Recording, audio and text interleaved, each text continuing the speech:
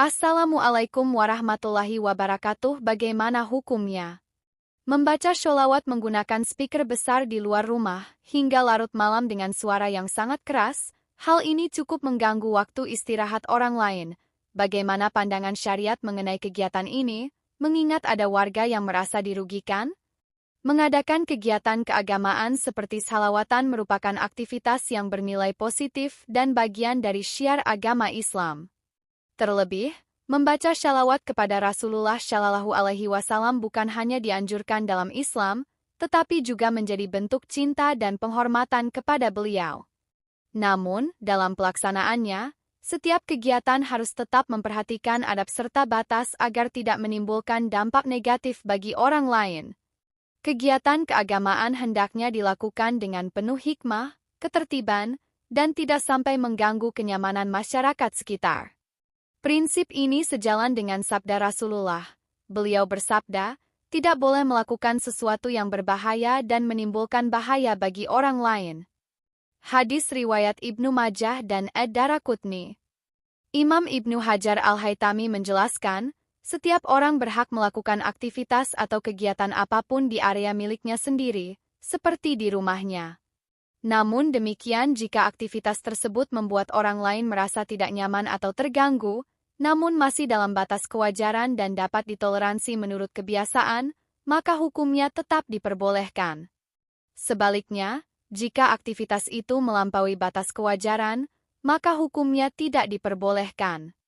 Beliau mengatakan, setiap pemilik harta boleh menggunakan propertinya sesuai kebiasaan yang berlaku, meskipun hal itu bisa berdampak pada tetangganya. Misalnya, jika orang menggali tanah di lahannya sendiri sebagaimana kebiasaan umum, lalu menyebabkan robohnya dinding tetangganya atau mengakibatkan perubahan pada sumur tetangganya, maka ia tidak bertanggung jawab, karena melarangnya justru akan menjadi mudarat yang tidak bisa dihindari. Namun, jika dalam penggunaan propertinya ia melampaui batas kebiasaan yang wajar, maka ia wajib menanggung segala kerusakan yang terjadi, baik berdasarkan kepastian maupun dugaan kuat. Ibnu Hajar, Tuhfatul Muhtaj. Penggunaan speaker dalam acara keagamaan sangat perlu memperhatikan kondisi warga sekitar, utamanya terkait volume dan durasi pemakaiannya. Dengan kondisi warga yang beragam, penggunaan speaker dengan volume tinggi harus benar-benar bijaksana dan mempertimbangkan batas kewajaran, agar syiar keagamaan tetap berjalan dengan baik tanpa mengganggu kenyamanan warga. Darul Ifta Mesir pernah mengeluarkan fatwa terkait penggunaan pengeras suara. Dalam fatwa tersebut dijelaskan bahwa penggunaan pengeras suara secara berlebihan hingga mengganggu waktu istirahat warga sekitar, hukumnya tidak diperbolehkan.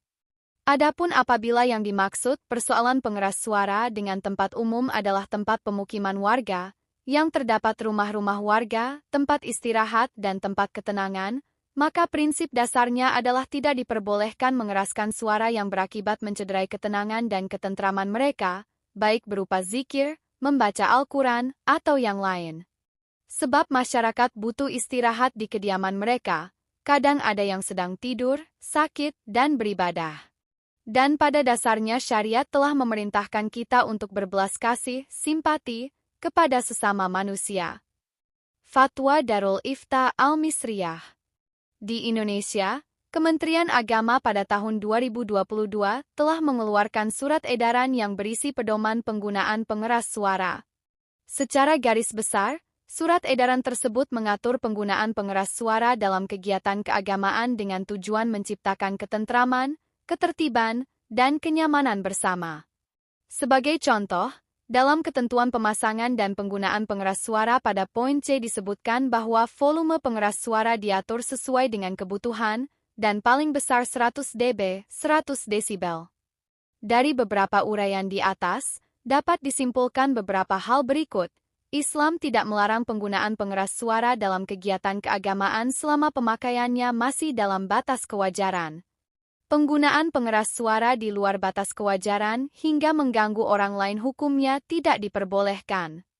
Penggunaan pengeras suara dalam acara keagamaan perlu memperhatikan kondisi warga sekitar, volume, dan durasi penggunaannya agar syiar keagamaan tetap berjalan tanpa mengganggu kenyamanan masyarakat. Semoga bermanfaat dan dapat dipahami dengan baik. Wallahu alam.